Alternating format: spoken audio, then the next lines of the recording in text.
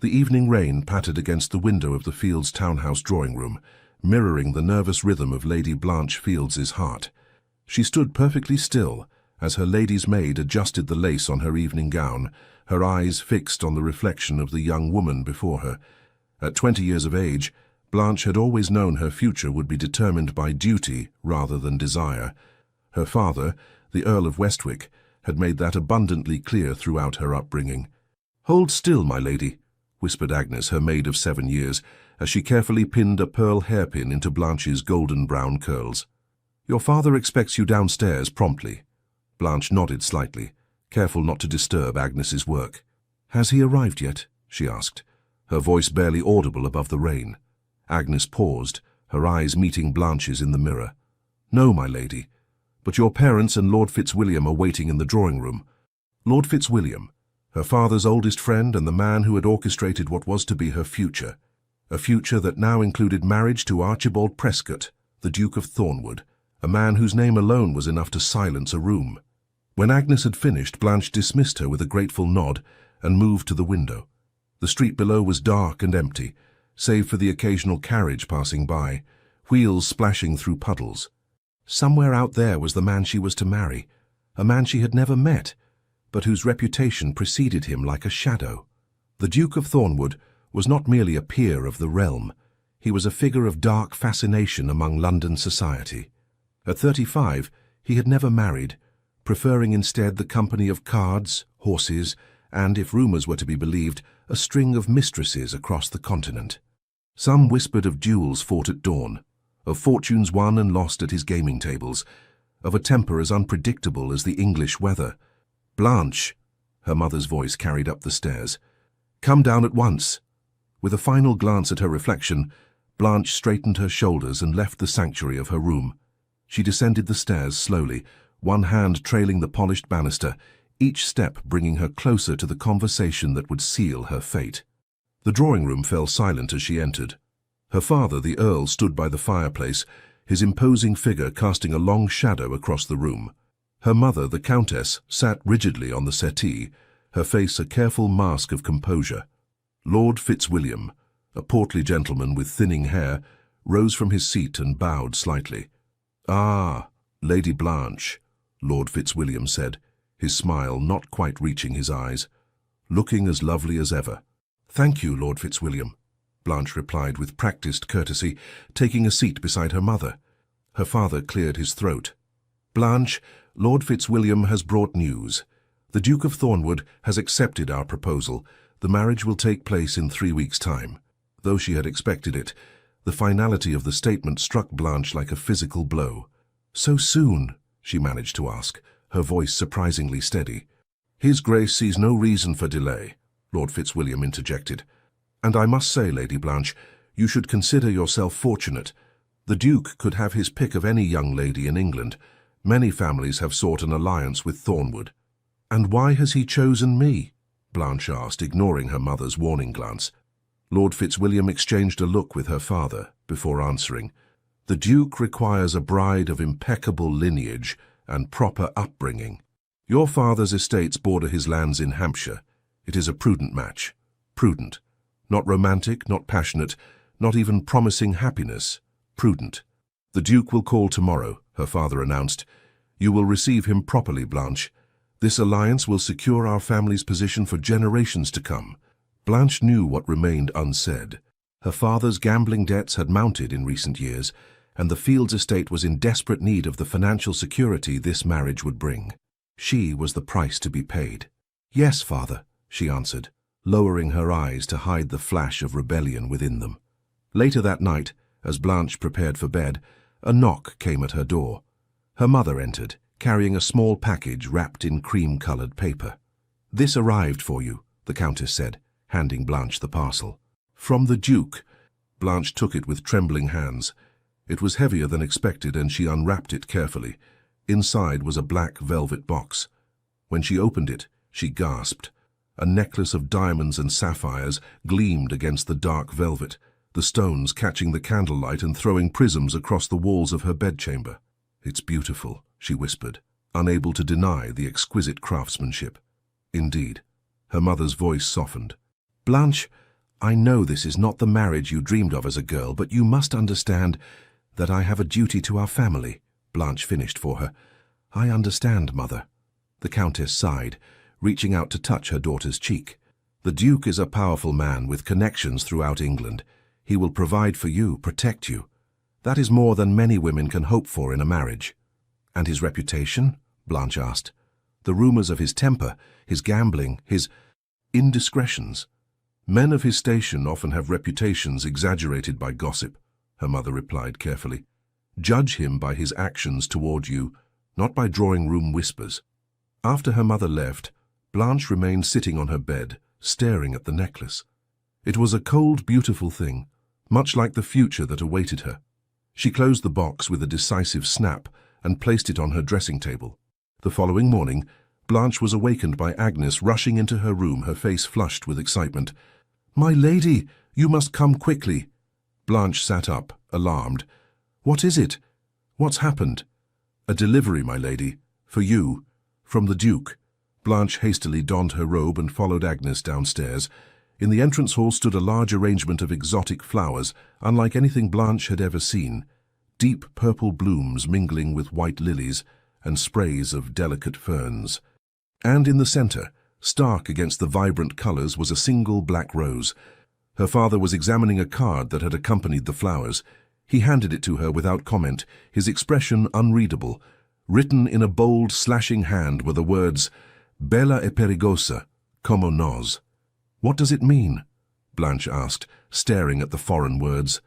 "Beautiful and dangerous, like us," her father translated grimly. "It seems the Duke has a flair for the dramatic." "Or a warning," Blanche murmured to herself. The morning passed in a blur of anticipation. By noon, Blanche was dressed in her finest day gown, a confection of pale blue silk that her mother insisted brought out the color of her eyes. She sat in the drawing-room, attempting to focus on her embroidery, while her stomach twisted with nerves. When the Duke's carriage finally arrived, the entire household seemed to hold its breath. Blanche heard the crunch of wheels on gravel, the voices of footmen, the sound of heavy boots on the marble floor of the entrance hall. And then he was there, filling the doorway of the drawing-room with his presence before he had even stepped inside. Archibald Prescott, the Duke of Thornwood, was not what Blanche had expected. She had imagined someone older, perhaps, with the dissipated look of a dedicated libertine. Instead, the man who bowed formally to her father was tall and powerfully built, with broad shoulders, encased in a perfectly tailored dark coat. His face was handsome in a severe way, with high cheekbones and a strong jaw. But it was his eyes that captured Blanche's attention, grey as storm clouds and just as turbulent. Those eyes turned to her now, and Blanche felt herself being assessed, measured, perhaps found wanting. "Lady Blanche," the Duke said, his voice deep and controlled, "it is a pleasure to finally make your acquaintance." She cursed deeply, as she had been taught since childhood.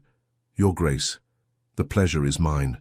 His mouth curved slightly, though the expression could hardly be called a smile. "Is it, I wonder?" He turned to her father. "My lord, might I have a moment alone with your daughter?" The Earl hesitated, clearly torn between propriety and the desire to please his future son-in-law. "Perhaps the garden would be suitable. You will have privacy, while remaining within sight of the house." The Duke inclined his head in agreement, and Blanche found herself being escorted outside, her hand resting lightly on his arm. His muscles were firm beneath the fine wool of his coat, and she could feel the heat of him even through layers of fabric. They walked in silence until they reached a stone bench partially sheltered by a flowering apple tree.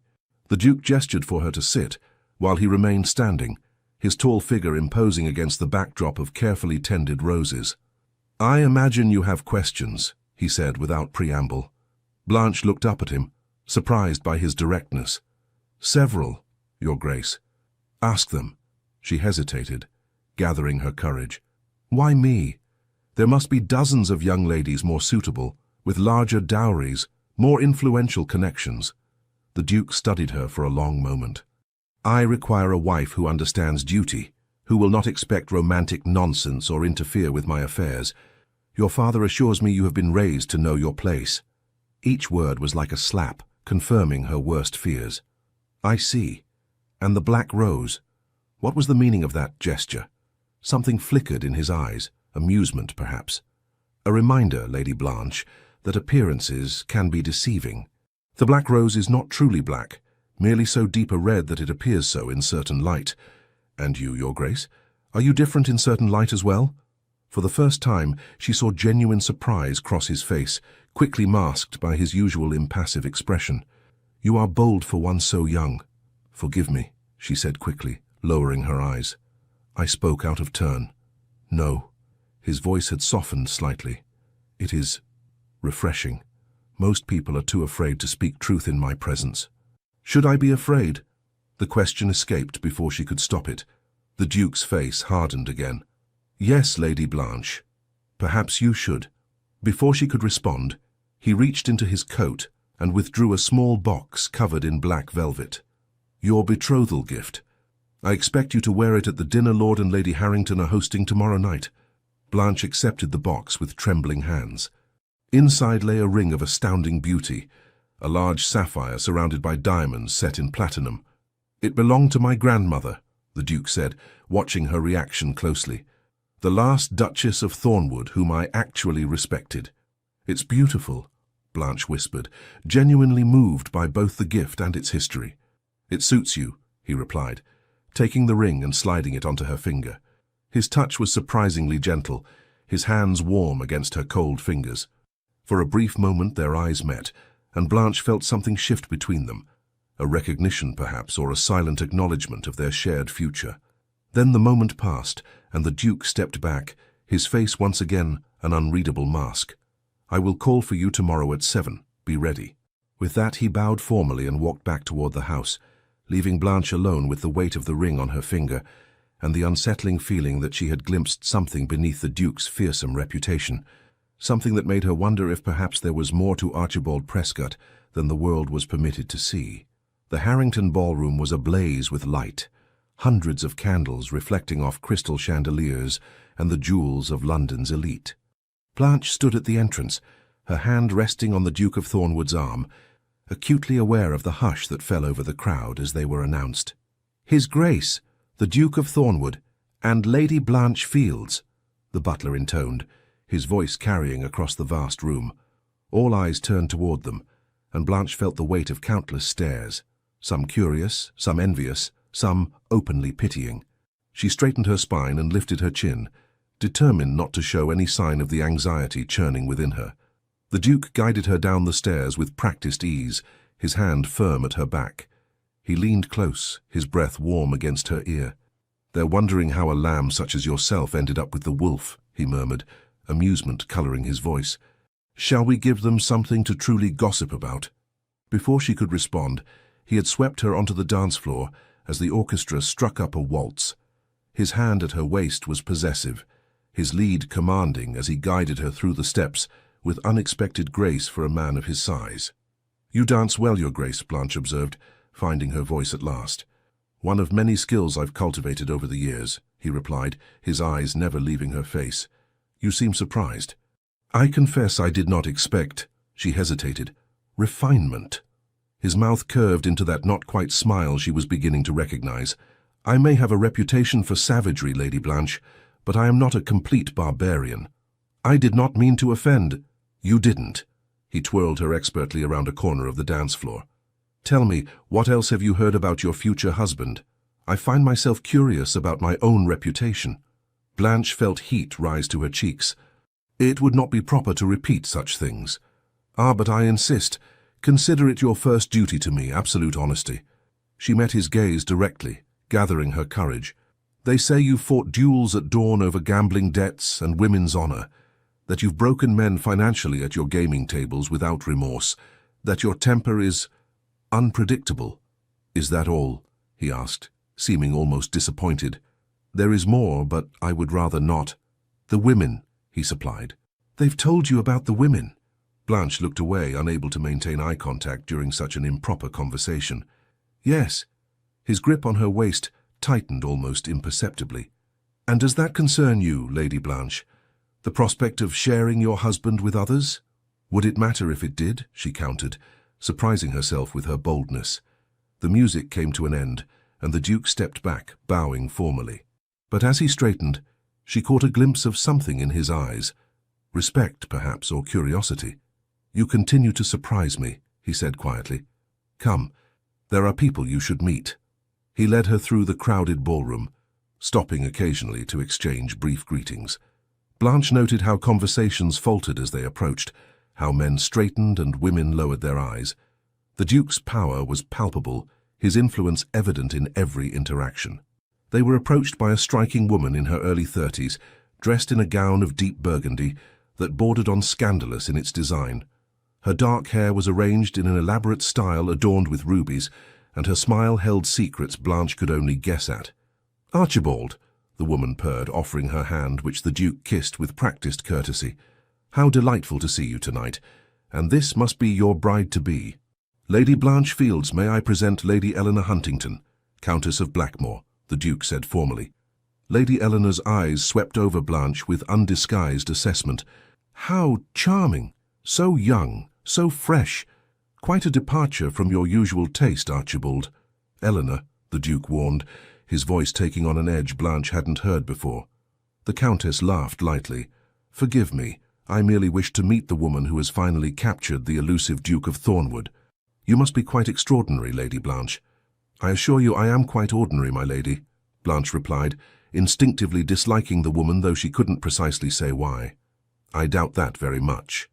Lady Eleanor's smile didn't reach her eyes. "Archibald has never been drawn to the ordinary. I look forward to becoming better acquainted in the coming months." She turned to the Duke. "You will save me a dance later, won't you, for old time's sake?" "My dance card is full this evening," he replied smoothly. "Perhaps another time." With a final assessing glance at Blanche, Lady Eleanor glided away, leaving a trail of expensive perfume in her wake. "An old friend?" Blanche asked, struggling to keep her tone neutral. "Of a sort," the Duke replied vaguely. "Eleanor enjoys making others uncomfortable. Pay her no mind." Before Blanche could inquire further, they were approached by an older gentleman with kind eyes and a genial smile. "Thornwood! There you are, my boy," the man exclaimed, clasping the Duke's hand warmly. "And this must be Lady Blanche.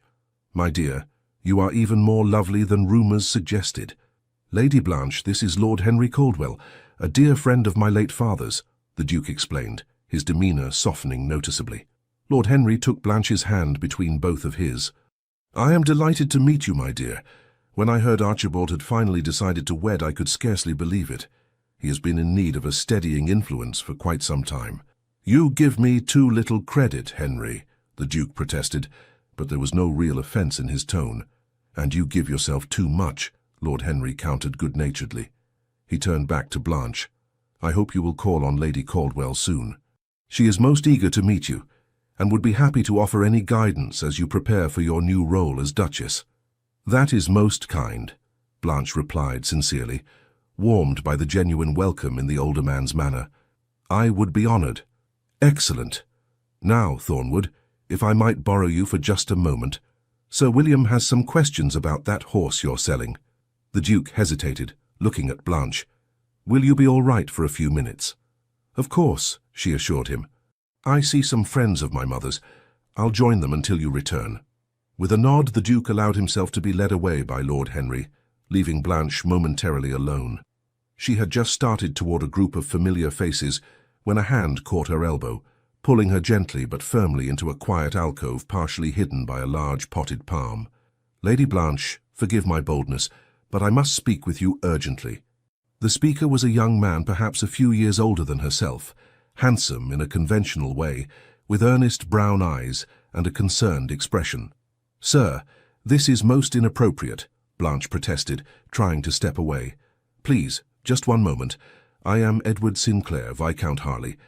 I was a friend of your cousin Catherine at one time." Blanche stilled at the mention of her favourite cousin. "What about Catherine?" "It is not about her, but rather about the man you are to marry." Viscount Harley glanced around nervously. "You must know his reputation, but what you may not know is that there is truth behind the rumours. The Duke is dangerous, Lady Blanche. He has ruined men for the slightest offence, cast aside women without a thought for their reputation or feelings." "Why are you telling me this?" Blanche asked, her heart beating faster. "Because no one else will dare. Your father is too invested in this match, and society is too afraid of Thornwood's influence to warn you properly." His voice dropped even lower. 2 years ago, the Duke was engaged to marry Lady Victoria Pembroke. A week before the wedding, she broke off the engagement. 3 days later, she and her entire family left England for the continent. No one has heard from them since. Blanche felt a chill run through her. "What are you suggesting?" "I suggest nothing, but I implore you to be careful. The Duke is not a man to be crossed or defied." He pressed something into her hand. "If you ever need assistance, send word to me at this address. Day or night I will come."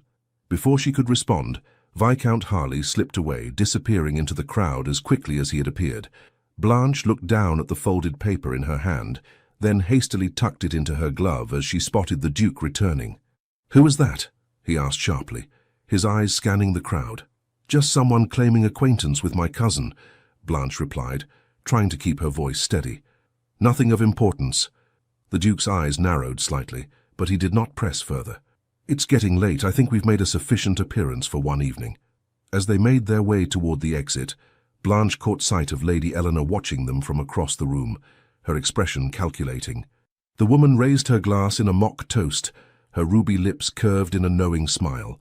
The carriage ride back to her family's townhouse was silent, the Duke seemingly lost in thought.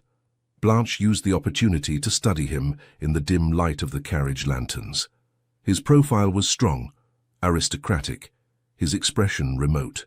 She wondered about Lady Victoria Pembroke and what had truly transpired to end their engagement. When they arrived, the Duke escorted her to the door, but did not enter. "I will call tomorrow to discuss final arrangements for the wedding," he said formally. "Good night, Lady Blanche." "Good night, Your Grace." She hesitated, then added impulsively, "Thank you for this evening." Something flickered across his face. Surprise, perhaps. "You needn't thank me for doing my duty, Lady Blanche." "Is that all this is to you? Duty?" The question escaped before she could stop it. For a long moment, he simply looked at her, his expression unreadable in the shadows. Then, without answering, he bowed and returned to his carriage, leaving Blanche with more questions than answers. The following days passed in a whirlwind of wedding preparations. Dressmakers, florists, and various tradespeople paraded through the Fields townhouse from morning till night. Blanche was measured, pinned, and consulted on endless details, though she noted that many decisions had already been made by the Duke's efficient staff. 3 days before the wedding, as Blanche sat with her mother reviewing the guest list, a footman entered with a small package. "From His Grace, my lady," the servant announced, presenting it to Blanche. Inside was another black velvet box. When Blanche opened it, she gasped.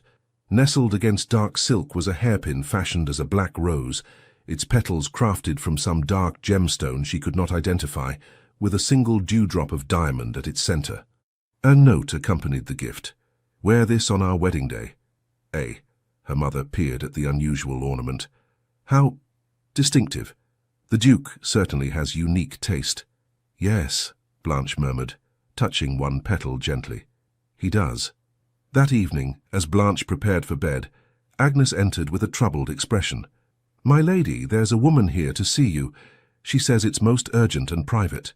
"At this hour? Who is it?" "She wouldn't give her name, my lady.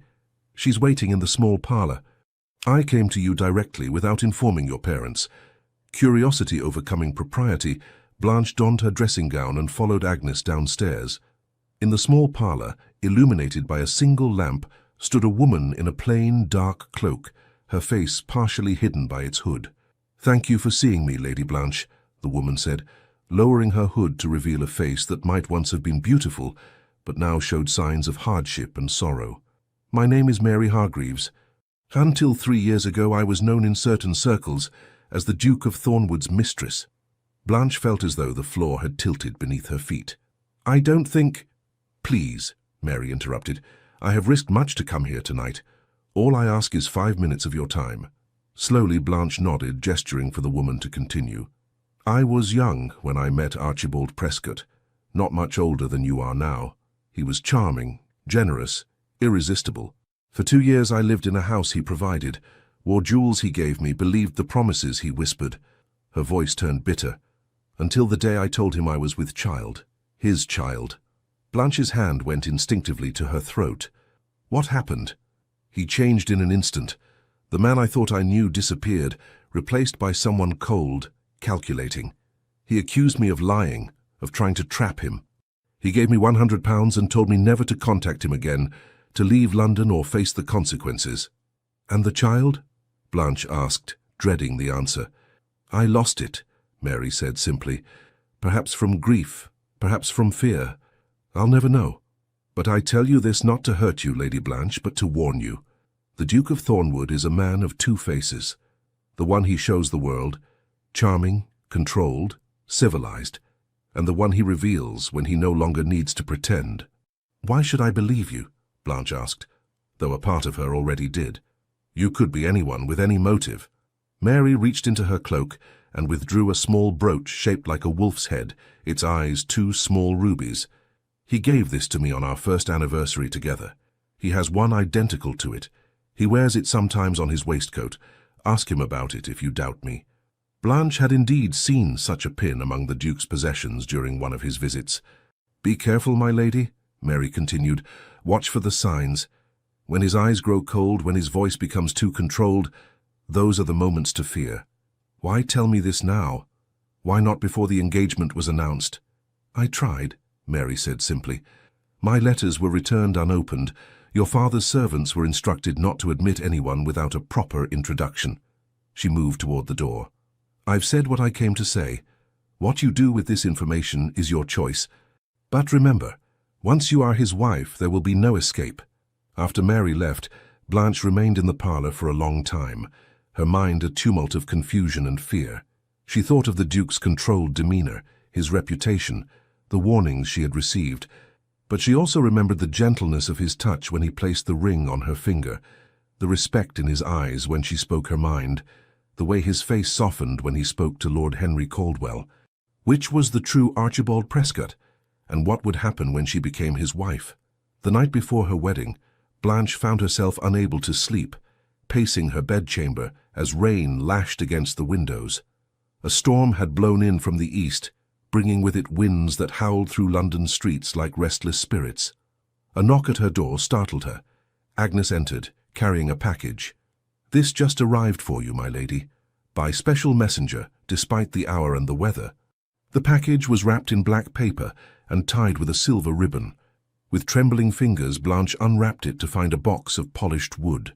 Inside, nestled on a bed of dark velvet, lay a single black rose, its petals gleaming with raindrops, and beside it, a card written in that now familiar bold hand, "Until tomorrow when you become mine.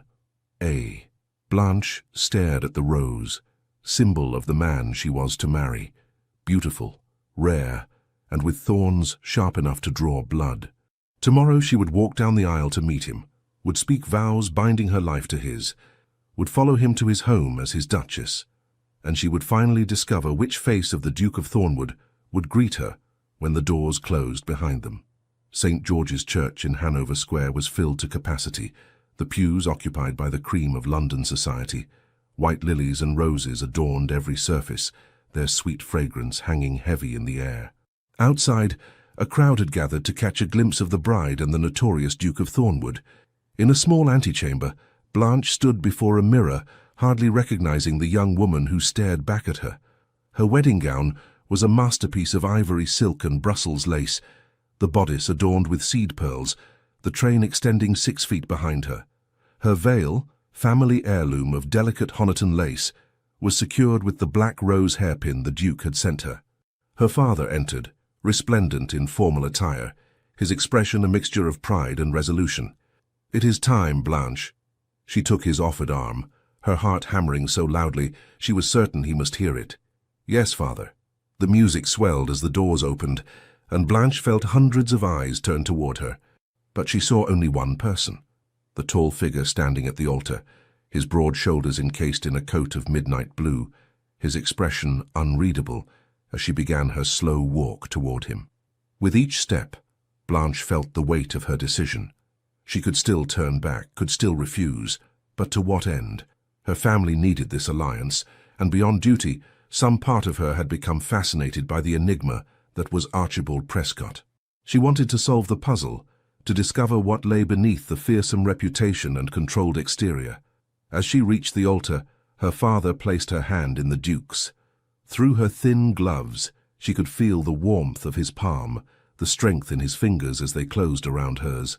She looked up at him then, meeting his grey eyes directly.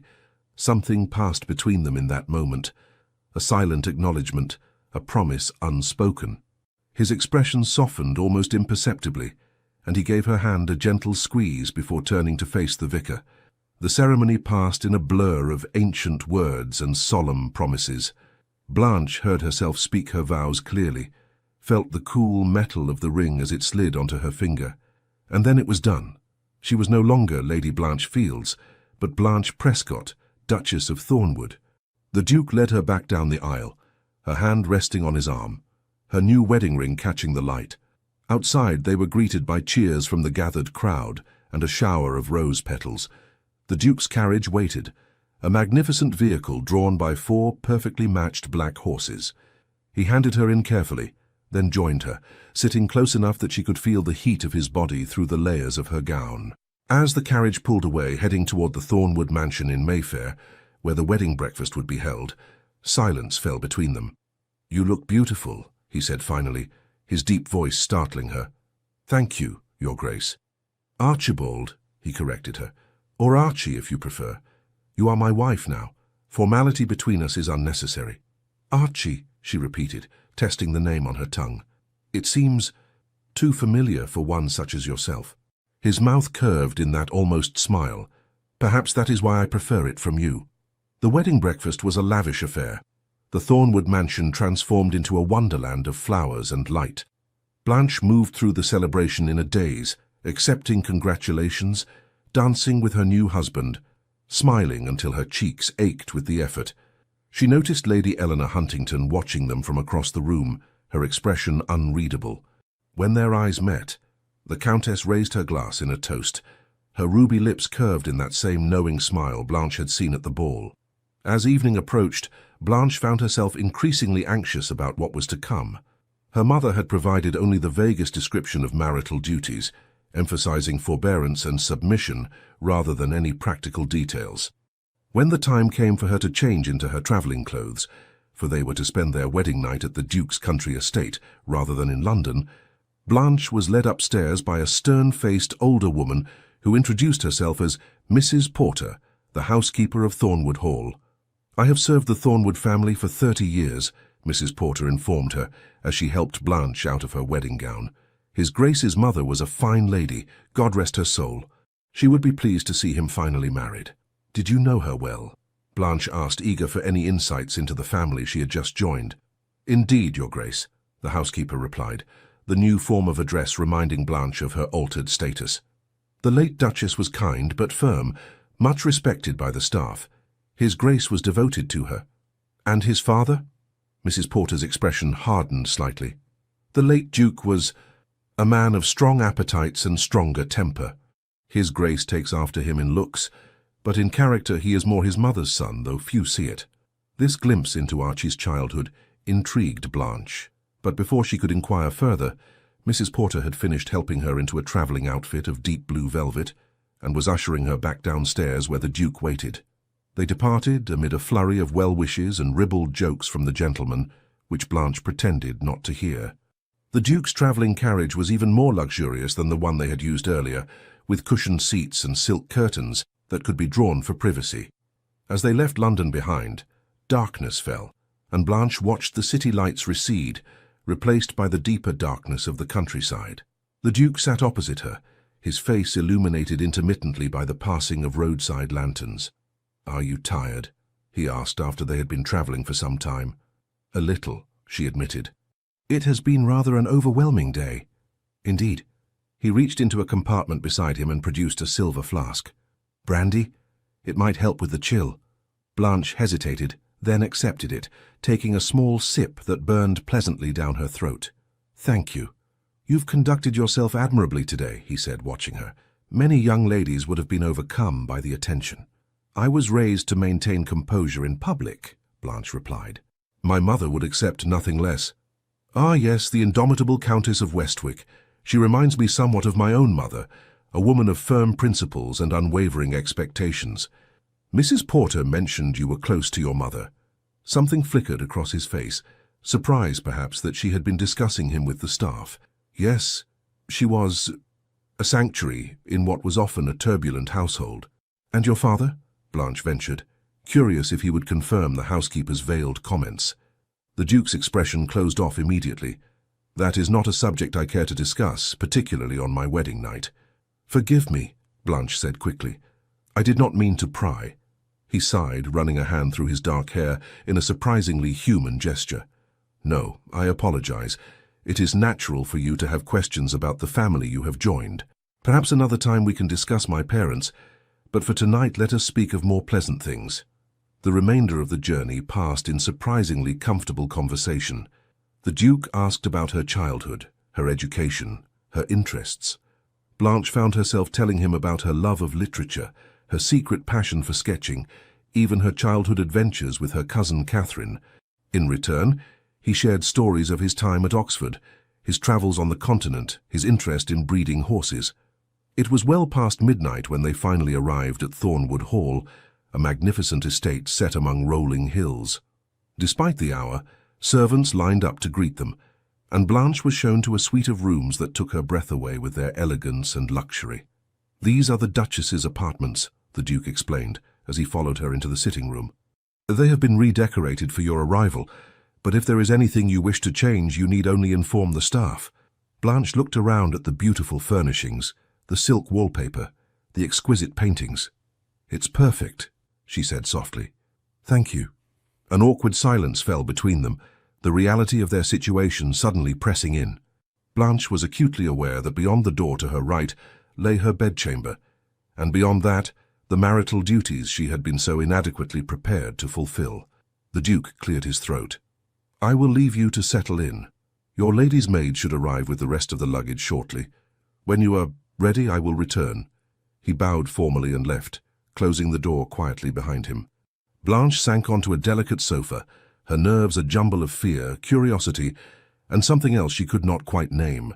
True to the Duke's word, Agnes arrived within the hour, helping Blanche to change into a nightgown of finest lawn trimmed with Brussels lace, part of her extensive trousseau. As Agnes brushed out her long hair, Blanche caught sight of her own reflection in the dressing-table mirror. Pale face, wide eyes, the delicate nightgown offering little concealment. Will there be anything else, Your Grace? Agnes asked, the new title still sounding strange to both of them. No, thank you, Agnes. You may go. Left alone, Blanche paced nervously, uncertain of protocol. Should she wait in the sitting room, or should she be in bed when he arrived? Her mother's advice had been frustratingly vague on these practical matters. A soft knock at the door made her jump. Enter, she called, her voice barely above a whisper. The Duke stepped into the room, now dressed in a silk dressing gown of deep burgundy. His dark hair was slightly damp, as if he had just bathed, and he carried 2 crystal glasses of amber liquid. I thought you might appreciate something to calm your nerves, he said, offering her one of the glasses.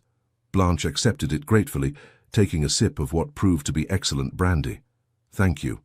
May I? He gestured toward the sofa where she had been sitting earlier. Of course. He sat beside her, not touching, but close enough that she could smell the clean scent of his skin, soap, sandalwood, and something uniquely him. Blanche, he began, his voice gentler than she had ever heard it. I am aware that you have likely received little practical guidance about what is to come. I want to assure you that I have no intention of rushing matters. She looked at him in surprise. You don't? No. He set his glass down on a small table and turned to face her fully. Marriage is a long journey, and this is but the first step. I would prefer that we begin with understanding rather than fear. Relief washed over her, followed by a surprising twinge of disappointment she quickly suppressed. That is most considerate of you. Not considerate, he corrected. Practical. I want a wife who comes to me willingly, not one who submits out of duty or fear. He reached out slowly, as if not to startle her, and tucked a strand of hair behind her ear, his fingers brushing her cheek in a touch so light it might have been imagined. You are very beautiful, Blanche Prescott. Her heart beat faster at the use of her new name, at the unexpected gentleness in his voice. As are you, she replied without thinking, then blushed at her boldness. To her surprise, he laughed, a genuine sound of amusement that transformed his face, softening the harsh lines and lighting his grey eyes. Beautiful. I have been called many things, Duchess, but never that. Handsome, then, she amended, finding courage in his unexpected good humour. Either way, I find no fault with your appearance, Your Grace. Archie, he reminded her, still smiling, and I am glad to hear it, since you are now bound to look upon this face for many years to come. Their eyes met, and something shifted in the atmosphere between them. His smile faded, replaced by an intensity that made her breath catch. Slowly, deliberately, he leaned forward, giving her every opportunity to withdraw if she wished. Blanche remained perfectly still, her heart pounding as his lips touched hers in a kiss so gentle it was barely more than a whisper against her mouth. He drew back slightly, watching her reaction, then kissed her again, more firmly this time, his hand coming up to cup her cheek. The sensation was entirely new to Blanche, warm, pleasurable, slightly intoxicating. Without conscious thought, she leaned into the kiss, her lips parting slightly. The Duke, Archie, made a sound low in his throat and deepened the kiss, his other hand moving to her waist, drawing her closer. For several moments they remained thus, exploring this new territory between them with increasing boldness. When he finally pulled away, they were both breathing more rapidly. Archie's eyes had darkened, the grey now stormy with barely restrained passion. He stood abruptly, putting distance between them. I think, he said, his voice husky, that we should proceed more slowly than I had planned. I will bid you good night, Duchess. Confused by his sudden withdrawal, Blanche rose to her feet.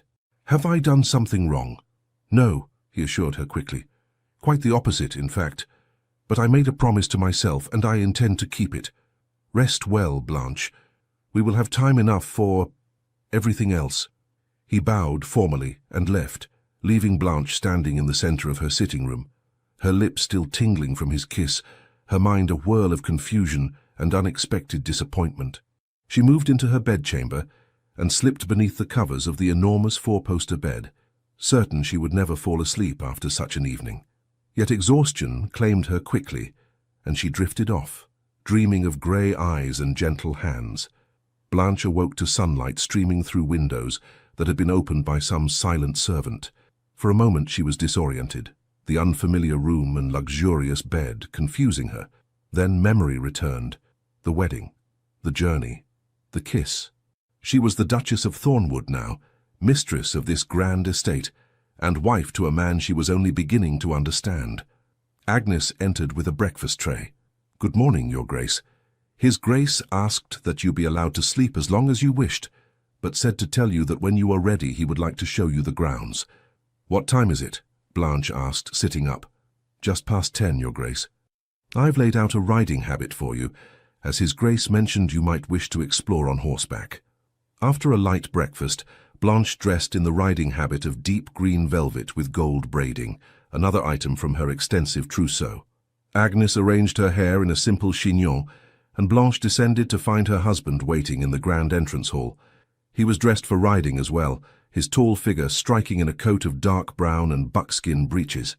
He looked up as she approached, and something in his expression made her heart beat faster. You look lovely, he said, coming forward to take her hand. I trust you slept well.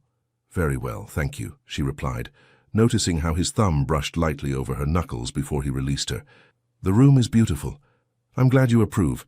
I had it redecorated based on what your mother told me of your preferences. This thoughtfulness surprised her. You consulted my mother about my tastes.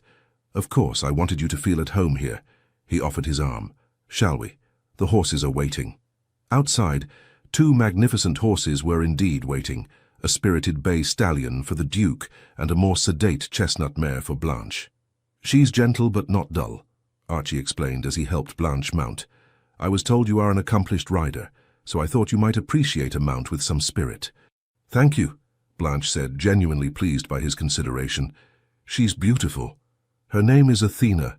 She's yours now. Blanche stroked the mare's sleek neck, touched by the gift. Thank you, Archie. That's most generous. He mounted his own horse with easy grace. Come, there's much I want to show you. They rode through the extensive grounds of Thornwood Hall, Archie pointing out various features. The ancient oak woods to the north, the lake where he had learned to swim as a boy, the formal gardens his mother had designed. Throughout, he was attentive, occasionally reaching over to adjust Blanche's reins or pointing out a particularly treacherous patch of ground. They stopped to rest on a hilltop overlooking the estate. Thornwood Hall was magnificent from this vantage point, a grand house of golden stone with numerous chimneys and gables, surrounded by formal gardens that gave way to parkland and woods beyond. "It's breathtaking," Blanche said sincerely. "It is home," Archie replied simply, "and now it is yours as well." He helped her dismount so they could rest, spreading his coat on the grass for her to sit upon. They shared a flask of water he had brought, and for a time they simply sat in companionable silence, enjoying the view and the gentle spring breeze. "May I ask you something?" Blanche ventured finally. "You may ask anything you wish. Whether I answer is another matter," he replied, though his tone was light. "Last night, why did you leave?" He was silent for so long that Blanche thought he might not answer. When he finally spoke, his voice was carefully controlled. "I told you that I wanted a wife who came to me willingly, not out of duty or fear. Last night you were exhausted, overwhelmed, perhaps even a little afraid. I would not take advantage of such a state. And if I were to tell you that I am neither exhausted nor afraid today?" Blanche asked, surprising herself with her boldness. Archie's eyes darkened, and he reached out to touch her cheek gently. "Then, I would say that tonight, perhaps, we might continue where we left off." The rest of the day passed in a pleasant haze of activity. Archie showed her more of the estate, introduced her to key members of the staff, and gave her a tour of the house itself, which proved to be even larger and more magnificent than she had initially thought. They dined together in a small informal dining room rather than the grand formal one, the atmosphere between them increasingly relaxed and comfortable. Blanche found herself laughing at Archie's dry observations about London society, while he listened with genuine interest to her ideas about the household changes she might like to make. As evening approached, however, Blanche felt her nervousness return. She retired to her chambers to change for dinner, and Agnes helped her into a gown of deep blue silk that complemented her eyes and left her shoulders bare. "His Grace sent this, my lady," Agnes said, presenting a small box. Inside was a necklace of sapphires and diamonds that matched her engagement ring perfectly. Blanche allowed Agnes to fasten it around her neck, the cool stones resting against her skin like a promise. Dinner was an intimate affair, with courses served by silent footmen who seemed to disappear between services. Archie was attentive, refilling her wineglass, engaging her in conversation that ranged from literature to politics to the latest London gossip. As the meal concluded, Blanche felt a tension building between them, not uncomfortable but charged with anticipation. When Archie suggested they retire to the library for a nightcap, she agreed, her heartbeat quickening. The library was a magnificent room, 2 stories high with shelves reaching to the ceiling and a gallery running around the upper level. A fire burned in the massive fireplace, casting a warm glow over the comfortable leather chairs and sofas grouped nearby. Archie poured them each a small glass of brandy, then joined her on a sofa positioned before the fire. They talked for a while longer, but Blanche was increasingly aware of his proximity, of the way his eyes lingered on her face, her neck, the bare skin of her shoulders. Finally, he set his empty glass aside and turned to face her fully. "Blanche," he said, his voice deeper than usual, "I find myself at something of a loss." "In what way?" she asked, setting her own glass down. "I had planned to be patient, to give you time to adjust to your new life, to become comfortable with me before—" He trailed off, his eyes darkening as they fixed on her lips. "Before," she prompted, her voice barely above a whisper. "Before claiming the full rights of a husband," he finished, "but I find my resolve weakening in your presence." Blanche's heart pounded so loudly she was certain he must hear it. "Perhaps I do not wish for such patience." His eyes locked with hers, searching for any sign of hesitation or fear. Finding none, he reached out slowly, his hand cupping her cheek with exquisite gentleness. "Are you certain?" he asked, his thumb brushing her lower lip. In answer, Blanche leaned forward and pressed her lips to his in a kiss that, while innocent in execution, left no doubt as to her intentions. A low sound escaped him, something between a groan and a sigh, and then his arms were around her, pulling her against the hard warmth of his chest as his mouth claimed hers with newfound urgency. This kiss was different from those they had shared the previous night. Deeper, more insistent, filled with a hunger that awakened an answering need within Blanche herself. His hands moved to her back, tracing the line of her spine through the silk of her gown, while his lips traveled from her mouth to her jaw, then down to the sensitive skin of her neck. "Blanche," he murmured against her skin, "my Duchess, do you know how long I have waited for you?" The words confused her momentarily, pulling her back from the haze of sensation. "Waited? But we only met weeks ago." Archie drew back slightly, his eyes meeting hers with an intensity that stole her breath. "I have waited much longer than that," he said cryptically. Then, before she could question him further, he stood and lifted her into his arms in one fluid motion. "If we are to continue this," he said, his voice rough with restrained passion, "it will not be here but in a proper bed befitting the Duchess of Thornwood." He carried her from the library, through the grand corridors of Thornwood Hall to his own chambers, a suite even more magnificent than hers, dominated by an enormous bed with hangings of deep blue velvet. Setting her gently on her feet, Archie stepped back, his eyes never leaving hers. "Last chance to change your mind, Duchess," he said softly. "Say the word, and I will escort you back to your own chambers with no loss of respect or affection." Blanche considered him, this complex man who was now her husband, who had shown her consideration and restraint when his reputation suggested he would do otherwise. The warnings she had received seemed distant now, overshadowed by the man she was coming to know. "I do not wish to change my mind," she said clearly. "I am your wife, Archie, in every way." Something flared in his eyes, relief, triumph, desire, and then he was closing the distance between them, his hands framing her face as he kissed her with a passion that left no room for doubt or hesitation. With gentle but assured movements, he helped her out of her gown, his fingers deft with the fastenings, his eyes darkening as each new expanse of skin was revealed. Blanche felt momentary shyness as she stood before him in only her thin chemise, but the naked admiration in his gaze dispelled her uncertainty. "You are exquisite," he breathed, his hands warm against her bare shoulders. "More beautiful than I dared imagine." He shed his own clothing with less ceremony, revealing a physique that made Blanche blush anew, broad shoulders tapering to a narrow waist, muscled arms and chest bearing the scars of a life lived boldly, long legs that explained his impressive height. Taking her hand, he led her to the bed, drawing back the covers and helping her onto the cool sheets. When he joined her, the warmth of his body seemed to envelop her, his skin hot against hers as he gathered her close. "I will be gentle," he promised, his lips brushing her ear. "Trust me, Blanche." And she did, surrendering to his touch, to his guidance, to the new and overwhelming sensations he awoke within her. He was patient, attentive, reading her responses with uncanny accuracy, prolonging their pleasure, until Blanche felt she might shatter from the intensity of it. When they finally came together fully, there was a moment of discomfort that he eased with whispered reassurances and tender kisses. And then there was only pleasure, building in waves until it crested in a release so profound that tears sprang to Blanche's eyes.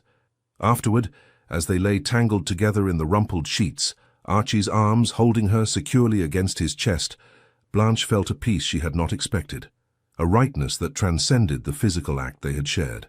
"Are you all right?" he asked softly, his fingers tracing idle patterns on her bare shoulder. "Yes," she replied truthfully. "I had not expected. That is, I did not know it could be so." "Pleasurable?" he supplied when she faltered. "Yes." He chuckled, the sound vibrating pleasantly against her ear where it rested on his chest. "That, my dear Duchess, was merely the beginning. There is much more I have yet to teach you." Blanche propped herself up on one elbow to look at him. In the dim light of the bedchamber, his face was softer, more open than she had ever seen it. "You speak as if you have planned this extensively." "Perhaps I have," he admitted, reaching up to tuck a strand of hair behind her ear. "I told you I have been waiting for you. That was not an idle comment." "What did you mean by that?" she asked, curiosity overcoming her newfound languor. Archie was silent for a moment, his expression turning serious. "Do you recall the Harrington Ball 2 seasons ago?" You wore a gown of pale green and danced with your cousin's husband. Blanche thought back, surprised. Yes, I remember, but I don't recall seeing you there. You wouldn't have. I arrived late and stayed only briefly. But I saw you, laughing at something your partner said, your face alive with intelligence and humor. You were the most beautiful thing I had ever seen. Why did you not approach me then? She asked, astonished by this revelation. His expression darkened slightly. I was not in a position to court anyone at that time. There were matters that required resolution before I could consider marriage. What matters? She pressed, sensing they were approaching territory he had thus far avoided. Archie sighed, his hand continuing its gentle caress of her shoulder. It is late, and this is hardly the time for such discussions. Suffice it to say, I made inquiries about you, kept track of your movements in society, and waited for the right moment to approach your father. So our meeting was not as coincidental as it appeared, Blanche mused. No, he admitted, though your father was surprisingly receptive to my interest, given my reputation. He was in need of funds, Blanche said frankly, and your wealth is as legendary as your temper. Archie's eyebrows rose at her directness. Indeed, though I hope you now have reason to doubt at least some of what you've heard about me. Perhaps, she conceded, settling back against his chest, though I reserve judgment until I know you better. He laughed again, pressing a kiss to the top of her head. Wise as well as beautiful. I chose well, it seems. They fell silent, the comfortable weight of shared intimacy settling over them. Blanche felt herself drifting towards sleep, lulled by the steady beat of Archie's heart beneath her ear. Just before consciousness slipped away entirely, she heard him whisper, his voice so soft she might have imagined it. I have been waiting for you all my life, Blanche Prescott, and I will spend the rest of it ensuring you never regret becoming mine. The first weeks of marriage passed in a pleasant blur for Blanche. Each day brought new discoveries about Thornwood Hall, about her position as Duchess, and most intriguingly, about her husband. Archie proved to be a considerate, if sometimes demanding, spouse. During the day, he attended to the business of the estate, occasionally riding out to visit tenant farms or meeting with his steward to discuss improvements.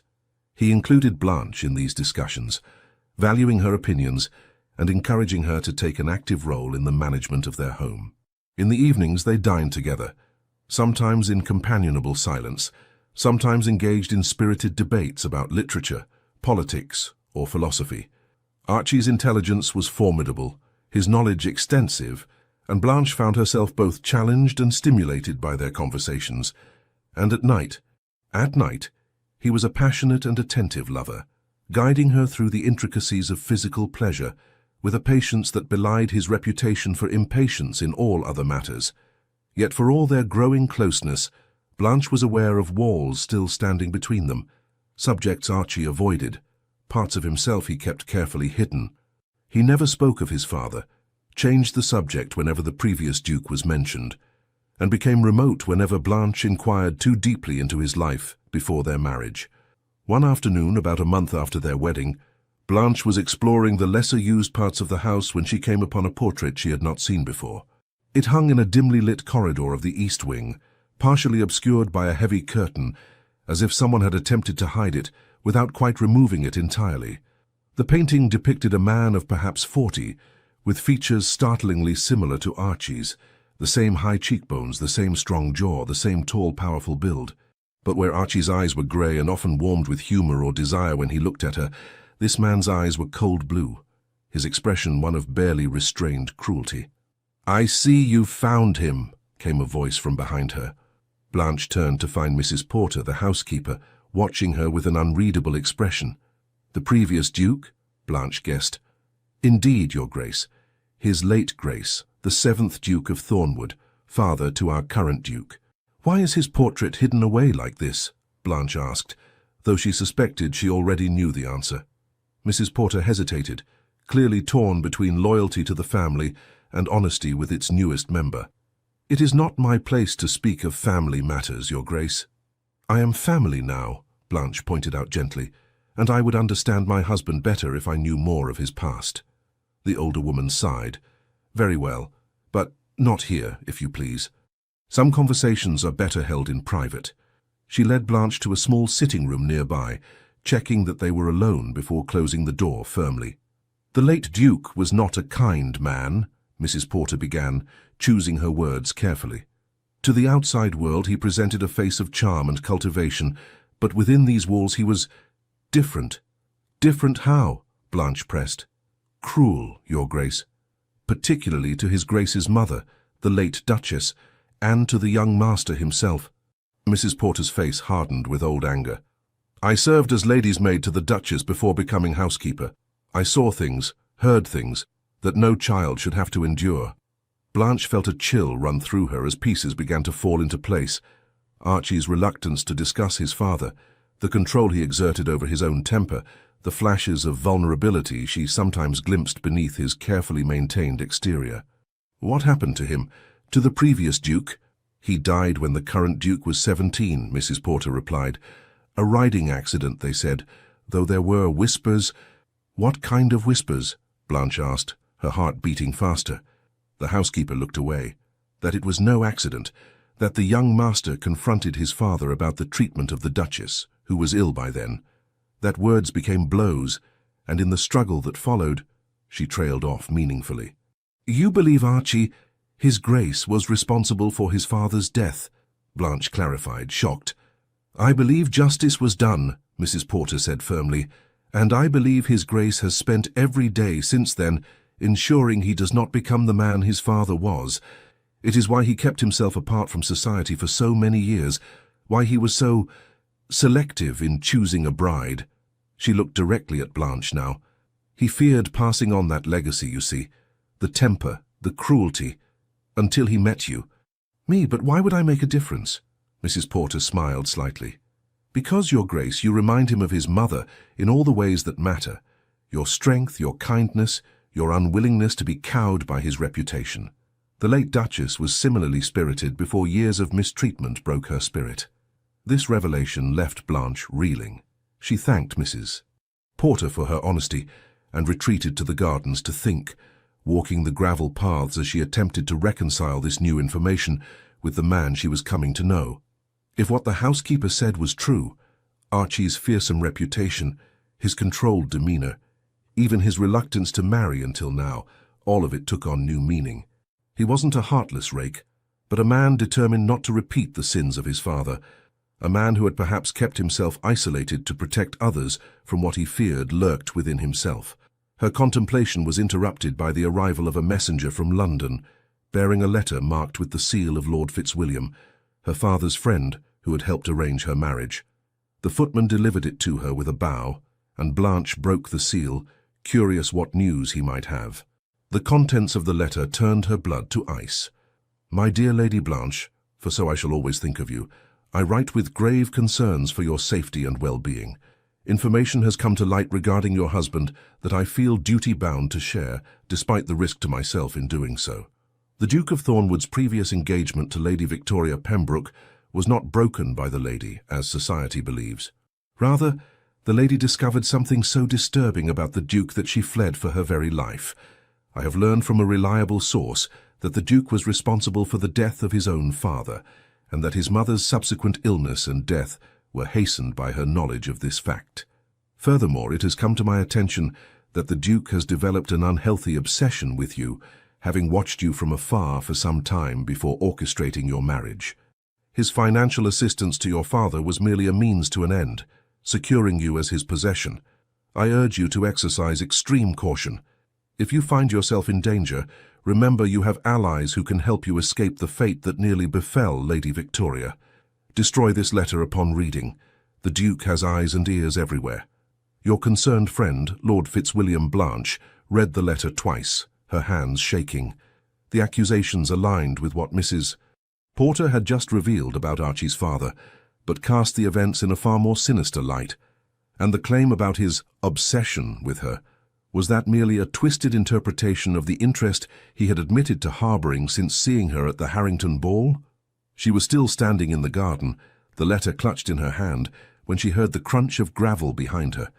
Turning, she saw Archie approaching, still dressed in his riding clothes, his face lighting with a smile when he saw her. "There you are," he said warmly. "I've been looking for you." Instinctively, Blanche crumpled the letter in her fist, hiding it in the folds of her skirt. "I was just walking. The gardens are lovely this time of year." Archie frowned, his gaze sharpening as he noticed her agitation. "What's wrong, Blanche? You look pale." "Nothing," she said quickly. "Just a slight headache from the sun." He stepped closer, his eyes falling to her half-concealed hand. "What are you holding?" "Just a letter. From home." "May I see it?" he asked, his voice deceptively casual. Blanche hesitated, torn between trust and the warning contained in the letter itself. "It's nothing important." Archie's expression hardened, a flash of something dark crossing his features. "If it's nothing important, you won't mind sharing it?" He held out his hand expectantly, and Blanche felt a flicker of fear. Was this the man Lord Fitzwilliam warned her about? The man who might have killed his own father? "Blanche," Archie said, his voice softening as he noticed her reaction. "Please." Trust works both ways. The gentle reminder, an echo of conversations they had shared in intimate moments, decided her. She handed him the crumpled letter, watching his face carefully as he read it. His expression changed as his eyes moved down the page. First confusion, then shock, then a cold, controlled anger that transformed his features into something reminiscent of the portrait she had discovered. "I see," he said finally, his voice dangerously quiet. "And do you believe these accusations, Duchess?" Blanche straightened her shoulders, meeting his gaze directly. "I believe there is truth mixed with falsehood in that letter. I believe you have kept parts of yourself hidden from me. And I believe it is time for complete honesty between us, Archie, if this marriage is to have any chance of happiness." For a long moment, he simply looked at her, his expression unreadable. Then, abruptly, he turned on his heel. "Come with me." He led her back into the house, up the grand staircase, and to a part of the mansion she had not yet explored, a tower room accessible only by a narrow, winding staircase. The room itself was sparsely furnished, a desk, a few chairs, and shelves lined with leather-bound journals. "My private study," Archie explained, as he closed the door behind them. "No one comes here without my permission, not even the servants." He crossed to the desk and unlocked a drawer with a key he wore on a chain around his neck. From it, he withdrew a packet of letters tied with black ribbon and a small portrait miniature. "You want the truth, Blanche? Here it is." He handed her the miniature first. It showed a beautiful woman with gentle eyes and a sweet smile. Eyes the same grey as Archie's, though lacking the shadows that often darkened his. "My mother, the late Duchess. She died when I was 18, a year after my father." Next he untied the packet of letters, selecting one and handing it to her. "Read this. It explains more than I could." The letter was written in a delicate, feminine hand, dated some 20 years earlier. "My dearest son, if you are reading this, then I am gone, and it is time for you to know the truth I could never speak aloud. Your father's death was not the accident the world believes it to be. On that terrible night, he returned from London in one of his rages, the kind you and I both learned to fear. But this time was different. This time his anger was directed solely at you, for reasons I will not soil this page by repeating. When he went to your chambers, I followed, terrified of what he might do in his drunken state. I found him standing over you with his riding crop raised, and without thought I pushed him away with all my strength. He fell against the fireplace, striking his head on the stone hearth. It was I who killed your father, Archibald. Not you, though I know you have carried that burden of guilt since that night, believing your attempt to defend yourself led to his death. I allowed you to believe this, rather than risk your taking the blame to protect me. I make this confession now, so that you may free yourself from the shadow that has darkened your life. You are not your father's son in the ways that matter, my darling boy. You have his strength, but not his cruelty, his determination, but not his selfishness. Do not let fear of becoming him keep you from the happiness you deserve. Find a woman worthy of the good man I know you to be, and build the family we never truly had. With all my love." Your mother Blanche looked up from the letter, tears blurring her vision. "Archie, now you know," he said simply. "I didn't kill my father. My mother did to protect me. But I let the world believe the worst of me rather than tarnish her memory. The only people who knew the truth were Lord Caldwell, who helped conceal the true nature of my father's death, and Lady Victoria Pembroke." "The woman you were engaged to," Blanche said softly. "Yes. I made the mistake of trusting her with the truth, believing she loved me enough to keep my mother's secret. Instead, she threatened to reveal everything unless I increased her settlement. When I refused to be blackmailed, she broke our engagement and spread rumors designed to damage my reputation further. And Lord Fitzwilliam? How does he fit into this? Archie's expression darkened. Fitzwilliam was my father's closest friend and shared many of his proclivities. He has hated me since my father's death, believing the worst of the rumors. When he learned I was interested in you, he positioned himself as your family's friend to stay close to the situation. But he helped arrange our marriage, Blanche pointed out, confused. No, Blanche. He tried to prevent it by telling your father terrible stories about me, which is why your father initially hesitated. It was only when I offered financial terms generous enough to overcome his objections that your father agreed. Blanche digested this information slowly, pieces falling into place. And what of his claim that you've been watching me, that you're obsessed with me? A flush crept up Archie's neck. I told you I saw you at the Harrington ball and was captivated. That much is true. I made inquiries about you, attended events where I knew you would be present, even rode past your family's home on occasion. But obsession, he shook his head. I prefer to think of it as determination to know the woman I hoped would one day be my wife. Why me? Blanche asked, the question that had troubled her from the beginning. Of all the eligible young ladies in London, why choose someone with so little dowry, from a family in financial difficulties? Archie's expression softened, and he reached out to touch her cheek gently. Because when I saw you that night, laughing without artifice, kindness radiating from you like light, I recognized something I had been searching for my entire life. A woman strong enough to stand beside me, gentle enough to heal the wounds of my past, and brave enough to look beyond my reputation to the man beneath. His honesty, the vulnerability in his eyes, touched something deep within Blanche. She stepped forward, closing the distance between them, and placed her hand over his heart. Thank you for trusting me with the truth, she said softly. All of it. No more secrets between us, he promised, covering her hand with his own. Though I fear the revelations may have changed your feelings toward me. They have, she admitted, but not in the way you fear. Standing on tiptoe, she pressed her lips to his in a kiss that conveyed what words could not: acceptance, forgiveness, and the beginnings of something that might, with time and trust, grow into love. Their quiet moment was interrupted by an urgent knock at the door. Archie frowned, clearly annoyed by the disturbance of his private sanctuary, but called for the visitor to enter. It was Mrs. Porter, her face grave. Forgive the intrusion, Your Grace, but there is a matter requiring immediate attention. Lord Fitzwilliam has arrived quite unexpectedly and is demanding to see Her Grace. He seems agitated. Archie's expression darkened. Did he say why he has come? No, Your Grace. Only that he must speak with the Duchess on a matter of urgency, and that he will not leave until he has done so. Blanche felt a chill of apprehension. It's hardly a coincidence that he appears immediately after sending that letter. Indeed. Archie's voice was cold with controlled anger.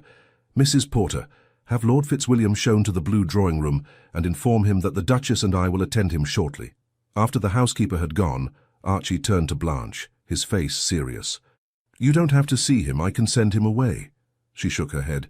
No, I want to hear what he has to say, but I want you with me. His expression softened slightly. Are you certain? He may be less forthcoming if I am present. I'm certain, she said firmly. We face this together, as husband and wife. No more secrets, remember? Archie nodded, a hint of pride in his eyes. Together, then. They found Lord Fitzwilliam pacing the blue drawing-room, a portly figure in an expensive but slightly dishevelled travelling coat. He spun to face them as they entered, his expression shifting from relief at the sight of Blanche to alarm when he saw Archie beside her. Lady Blanche, thank goodness I came as soon as I could. We must speak privately at once. Anything you have to say to my wife can be said in my presence, Archie stated coldly, his hand protectively at the small of Blanche's back. Lord Fitzwilliam's face reddened. This is a delicate matter concerning your safety, my dear. Surely you would prefer— I would prefer you explain why you sent me a letter filled with accusations against my husband, Blanche interrupted, her voice steady. And why you have now appeared in person to continue what I can only assume is an attempt to disrupt my marriage. The older man's expression faltered. I see he has already poisoned your mind against me. I feared as much. The letter I sent contained only the truth, Warnings from those who care for your well-being. Like Lady Victoria Pembroke, Archie suggested, his tone deceptively mild. Or perhaps the ghost of my father, with whom you shared so many interests. Lord Fitzwilliam blanched. I don't know what lies he has told you, Lady Blanche, but I implore you to consider your position carefully. There are things you don't know about this man, things that would make your blood run cold. Such as the true circumstances of his father's death? Blanche asked quietly. Or the reason for Lady Victoria's departure from England? Because my husband has shared those truths with me already, along with the nature of your friendship with the previous Duke. The older man's face drained of colour. He has told you his version, no doubt, a pretty tale to win your sympathy. Along with evidence to support it, Blanche countered, including a letter from his late mother confessing to her role in his father's death, a confession she made to protect her son from the burden of guilt he had carried. Lies, Lord Fitzwilliam hissed, though he looked less certain now. The 7th Duke was a great man, a true nobleman. His death was no accident, whatever tale the Duchess may have concocted to protect her precious son. My father was a monster, Archie said flatly, stepping forward. A man who beat his wife, terrorized his son, and considered cruelty a nobleman's privilege. A man who found kindred spirits in men like yourself, Fitzwilliam, who shared his appetites for inflicting pain on those weaker than himself. Lord Fitzwilliam's face contorted with rage. How dare you? I was his most loyal friend. Yes, Archie agreed coldly. That is precisely the problem. Blanche moved to stand beside her husband, her head held high. I believe we have heard enough, Lord Fitzwilliam. You came here under the pretense of concern for my welfare, but your true purpose seems to be the continuation of a vendetta against my husband. I must ask you to leave. The older man stared at her in disbelief. You choose to believe him, after everything I've told you? I choose to believe the evidence of my own eyes and heart, Blanche replied firmly. I choose to stand with my husband, and I choose to ask you for the final time to leave our home. For a moment it seemed Lord Fitzwilliam might continue to argue. Then, with a last venomous glare at Archie, he snatched up his hat and gloves. You'll regret this, Lady Blanche, mark my words. That will be your grace to you, Archie corrected him coldly. And should you ever approach my wife again with your poisonous insinuations, I will ensure you regret it far more than she ever could. After Lord Fitzwilliam's departure, a silence fell between them. Blanche felt drained by the confrontation, yet strangely exhilarated by the unity she and Archie had displayed. Thank you, Archie said quietly, breaking the silence, for standing with me, for believing in me. Blanche turned to face him fully, taking his hands in hers. I meant what I said, Archie. I believe the evidence of my eyes and heart. And what they tell me is that you are a good man who has carried burdens no one should have to bear. He drew her close, his arms encircling her with gentle strength. I do not deserve you, Blanche Prescott. Perhaps not, she teased lightly, tilting her face up to his. But you have me nonetheless. His kiss was tender, a promise and a pledge all at once. When they finally drew apart, his grey eyes were lighter than she had ever seen them. The shadows receded for the moment. Come, he said, taking her hand. I believe it's time I introduced you properly to my mother. He led her back to the portrait gallery, but not to the hidden painting of his father. Instead, he stopped before a luminous portrait of the woman from the miniature. The late Duchess, dressed in blue, her grey eyes kind and intelligent, her smile gentle yet strong. She would have loved you, Archie said softly. She always hoped I would find someone who would help me break free of the past, someone who would see beyond the walls I built to protect myself. Tell me about her, Blanche encouraged, leaning against his shoulder. And so he did, sharing stories of his mother's courage, her wit, her unwavering love for her son even in the darkest times. As he spoke, Blanche felt the last barriers between them crumbling, replaced by a foundation of truth and trust that promised a future far brighter than either could have imagined at the start of their arranged marriage. 1 year later, Blanche stood by the nursery window, watching the first snowflakes of winter drift past the glass. In her arms, her 2-month-old son slept peacefully, his tiny features a perfect blend of his parents', Archie's strong jawline already hinted at in the rounded baby face, Blanche's golden brown hair curling softly on the small head. Behind her, the door opened quietly, and she turned to see Archie entering, his face lighting with the smile that was now a common sight rather than the rarity it had once been. "There are my treasures," he said softly, crossing to stand beside her. He placed one hand gently on his son's head, the other arm encircling Blanche's waist. "How is he today?" "Perfect," Blanche replied, leaning into her husband's embrace. "Though Mrs. Porter insists he has your temper when he doesn't get his way immediately." Archie chuckled. "Let us hope he has your patience to balance it then." He pressed a kiss to her temple, and Blanche closed her eyes, savoring the contentment that had become their daily reality. The past year had brought changes neither could have predicted. Not just the birth of their son, Edward Henry Prescott, but the gradual healing of old wounds as Archie learned to trust, to open himself fully to the love she offered. There had been challenges, of course. Archie's temper still flared occasionally, though he had learned to channel it into productive outlets rather than allowing it to control him. Blanche had faced the skepticism of society, many still believing the worst of the Duke, despite the evidence of the happy, stable marriage they witnessed. But they had faced each obstacle together, their bond strengthening with each test overcome. And now, with their son in their arms and their future stretching before them, the fears and doubts that had marked the beginning of their journey seemed as distant as the reputation that had once terrified Blanche. "What are you thinking?" Archie asked, noting her contemplative expression. Blanche smiled up at him. "I was remembering our wedding night when you whispered, 'I've been waiting for you.'" "Ah." His eyes darkened with memory and desire. "And have I proven worth the wait, Duchess?"